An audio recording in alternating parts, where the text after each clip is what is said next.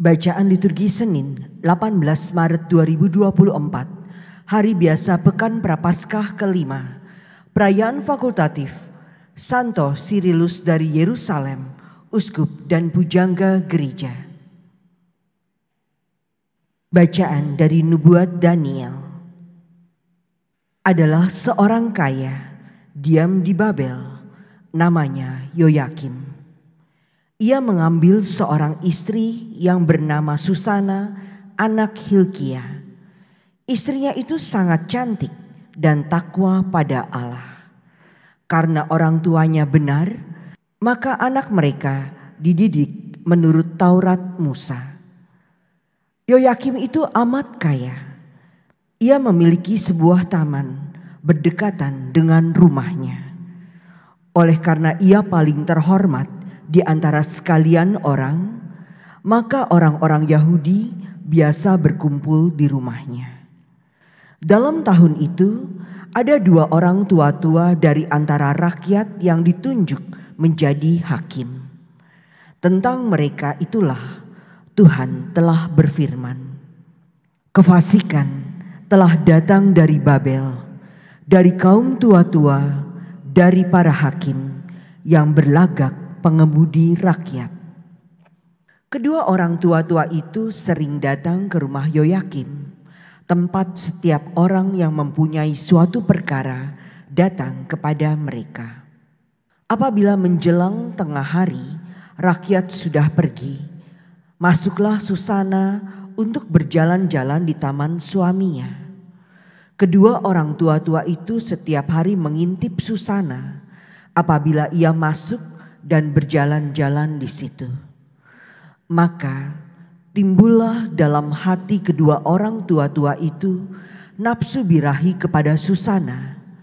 Mereka lupa daratan dan membuang muka, sehingga tidak memandang surga dan tidak ingat kepada keputusan yang adil. Sementara mereka menunggu saat yang baik, datanglah Susana ke taman itu seperti yang sudah-sudah. Ia hanya disertai dua orang dayang. Karena cuaca panas, Susana mau mandi di taman itu. Tiada seorang pun ada di sana, kecuali kedua orang tua-tua itu yang bersembunyi sambil mengintip Susana. Kata Susana kepada dayang-dayangnya, "Ambilkanlah aku minyak dan urap, dan tutuplah pintu taman, supaya aku dapat mandi."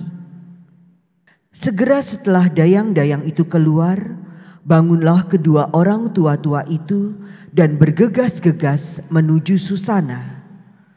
Berkatalah mereka, "Pintu-pintu taman sudah tertutup, dan tidak ada seorang pun melihat kita.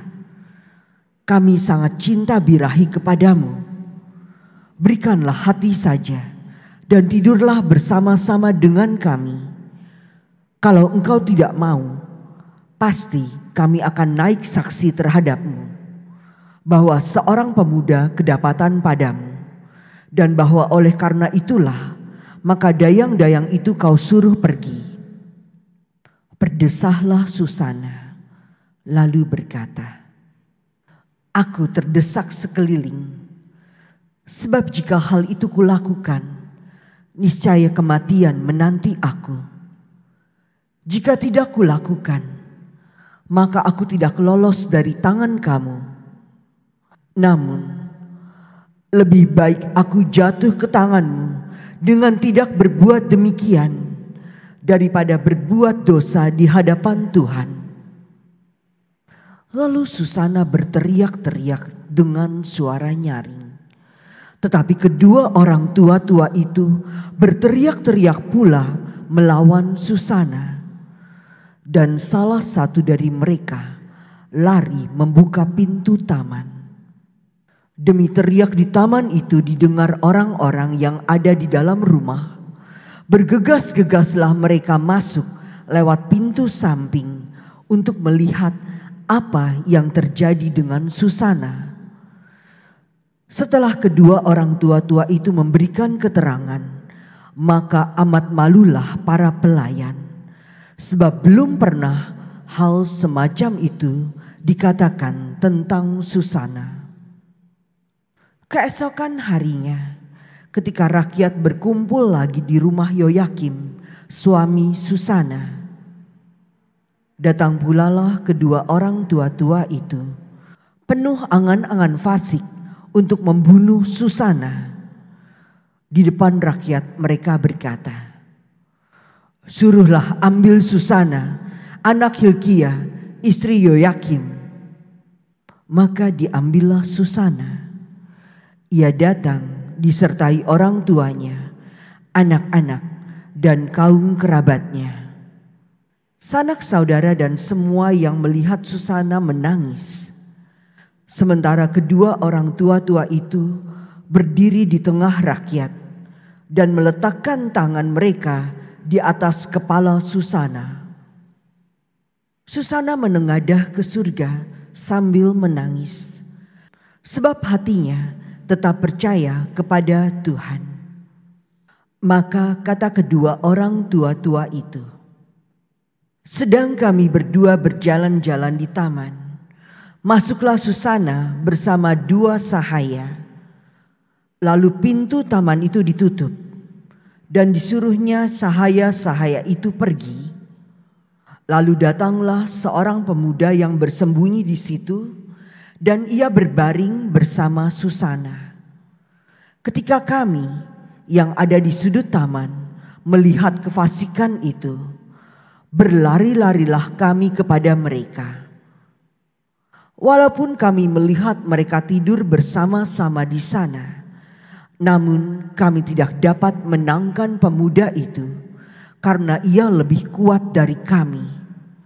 Ia membuka pintu lalu melarikan diri. Tetapi Susana kami pegang dan kami menanyakan siapa pemuda itu. Ia tidak mau memberitahu kami. Inilah kesaksian kami."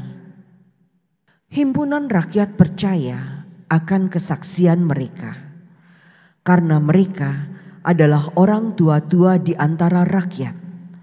Lagi pula mereka adalah hakim. Atas dasar kesaksian itu, dijatuhkanlah hukuman mati kepada Susana. Maka berserulah Susana dengan suara nyaring, "Allah yang kekal, yang mengetahui apa yang tersembunyi dan mengenal sesuatu sebelum terjadi. Engkau pun tahu bahwa mereka itu memberikan kesaksian palsu terhadap aku.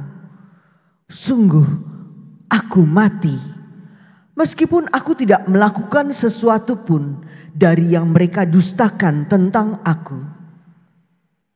Maka Tuhan mendengarkan suaranya. Ketika Susana dibawa keluar untuk dihabisi nyawanya, Allah membangkitkan roh suci dalam diri seorang anak muda, Daniel namanya. Anak muda itu berseru dengan suara nyaring, "Aku tidak bersalah terhadap darah perempuan itu." Maka segenap rakyat berpaling kepada Daniel. Katanya, "Apa maksudnya kata-katamu itu?" Daniel pun lalu berdiri di tengah-tengah mereka. Katanya, "Demikian bodohkah kamu, hai orang Israel? Adakah kamu menghukum seorang putri Israel tanpa pemeriksaan dan tanpa bukti? Kembalilah ke tempat pengadilan, sebab kedua orang itu memberikan kesaksian palsu terhadap perempuan ini." Maka bergegaslah rakyat kembali ke tempat pengadilan. Orang tua-tua berkata kepada Daniel, "Kemarilah, duduklah di tengah-tengah kami dan beritahulah kami, sebab Allah telah menganugerahkan kepadamu martabat orang tua-tua." Lalu kata Daniel kepada orang yang ada di situ, "Pisahkanlah kedua orang tua-tua tadi jauh-jauh. maka mereka akan diperiksa. Setelah mereka dipisahkan satu sama lain, Daniel memanggil seorang di antara mereka dan berkata kepadanya, "Hai engkau yang sudah beruban dalam kejahatan, sekarang engkau ditimpa dosa-dosa yang dahulu telah kau perbuat, dengan menjatuhkan keputusan-keputusan yang tidak adil, dengan menghukum orang yang tidak bersalah dan melepaskan orang yang bersalah. Meskipun Tuhan telah berfirman, orang yang tak bersalah dan orang benar janganlah kau bunuh. Oleh sebab itu, jikalau engkau sungguh-sungguh melihat dia, katakanlah, di bawah pohon apakah telah kau lihat mereka bercampur?" Sahut orang tua-tua itu, "Di bawah pohon mesui." Kembali Daniel berkata, "Baguslah, engkau mendustai kepalamu sendiri, sebab malaikat Allah telah menerima firman dari Allah untuk membelah engkau." Setelah orang itu disuruh pergi, Daniel pun lalu menyuruh bawa yang lain kepadanya. Kemudian berkatalah Daniel kepada orang itu, "Hai keturunan Kanaan dan bukan keturunan Yehuda, kecantikan telah menyesatkan engkau dan nafsu birahi telah membengkokkan hatimu. Kamu sudah biasa berbuat begitu dengan putri-putri Israel, dan mereka pun terpaksa menuruti kehendakmu karena takut. Tetapi putri Yehuda ini tidak mau mendukung kefasikanmu. Oleh karena itu, katakanlah kepadaku, di bawah pohon apakah telah kau dapati mereka bercampur?" Sahut orang tua-tua itu, "Di bawah pohon berangan." Kembali Daniel berkata, "Baguslah, engkau mendustai kepalamu sendiri, sebab malaikat Allah sudah menunggu-nunggu dengan pedang terhunus untuk membahan engkau supaya engkau binasa." Maka berserulah seluruh himpunan itu dengan suara nyaring. Mereka memuji Allah yang menyelamatkan siapa saja yang berharap kepadanya. Serentak mereka bangkit melawan kedua orang tua-tua itu, sebab Daniel telah membuktikan dengan mulut mereka sendiri bahwa mereka telah memberikan kesaksian palsu. Lalu mereka diperlakukan sebagaimana mereka sendiri mau mencelakakan sesamanya.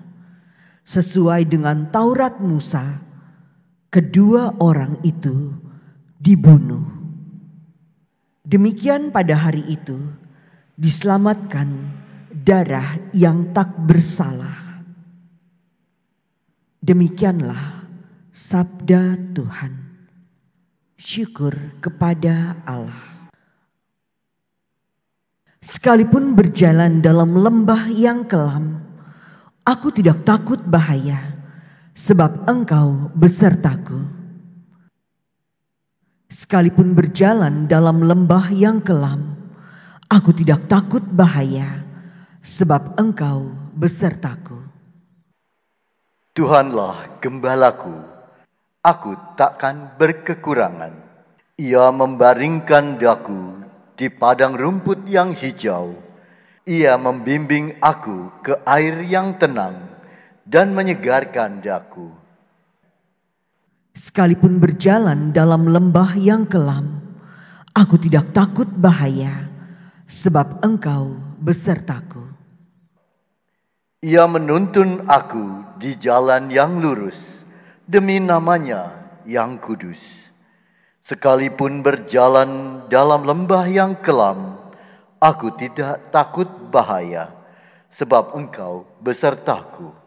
Tongkat gembalaanku, itulah yang menghibur aku. Sekalipun berjalan dalam lembah yang kelam, aku tidak takut bahaya, sebab Engkau besertaku. Engkau menyediakan hidangan bagiku di hadapan segala lawanku. Engkau mengurapi kepalaku dengan minyak, pialaku penuh berlimpah. Sekalipun berjalan dalam lembah yang kelam, aku tidak takut bahaya, sebab Engkau besertaku. Kerelaan dan kemurahan-Mu mengiringi aku seumur hidupku. Aku akan diam di dalam rumah Tuhan sepanjang masa. Sekalipun berjalan dalam lembah yang kelam, aku tidak takut bahaya, sebab Engkau besertaku. Terpujilah Kristus Tuhan, Raja mulia dan kekal. Aku tidak berkenan kepada kematian orang fasik, melainkan kepada pertobatannya lah aku berkenan, supaya ia hidup. Terpujilah Kristus Tuhan, Raja mulia dan kekal. Inilah Injil suci menurut Yohanes.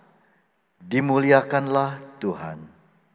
Sekali peristiwa, Yesus pergi ke Bukit Zaitun, dan pagi-pagi benar ia berada lagi di bait Allah, dan seluruh rakyat datang kepadanya. Yesus duduk dan mengajar mereka. Maka ahli-ahli Taurat dan orang-orang Farisi membawa kepada Yesus seorang perempuan yang kedapatan berbuat zina. Mereka menempatkan perempuan itu di tengah-tengah, lalu berkata kepada Yesus, "Rabi, perempuan ini tertangkap basah ketika ia sedang berbuat zina. Musa dalam hukum Taurat memerintahkan kita untuk melempari dengan batu perempuan-perempuan yang demikian. Apakah pendapatmu tentang hal itu?" Mereka mengatakan hal itu untuk mencobai Yesus, supaya mereka memperoleh sesuatu untuk menyalahkannya. Tetapi Yesus membungkuk, lalu menulis di tanah dengan jarinya. Dan ketika mereka terus-menerus bertanya kepadanya, ia pun bangkit berdiri, lalu berkata kepada mereka, "Barang siapa di antara kamu tidak berdosa, hendaklah ia yang pertama melemparkan batu kepada perempuan itu." Lalu Yesus membungkuk pula dan menulis di tanah. Tetapi setelah mereka mendengar perkataan itu, pergilah mereka seorang demi seorang, mulai dari yang tertua. Akhirnya tinggallah Yesus seorang diri dengan perempuan itu yang tetap di tempatnya. Lalu Yesus bangkit berdiri dan berkata kepadanya, "Hai perempuan, di manakah mereka? Tidak adakah seorang yang menghukum engkau?" Jawabnya, "Tidak ada, Tuhan." Lalu kata Yesus, "Aku pun tidak menghukum engkau. Pergilah dan jangan berbuat dosa lagi mulai dari sekarang." Demikianlah sabda Tuhan. Terpujilah Kristus.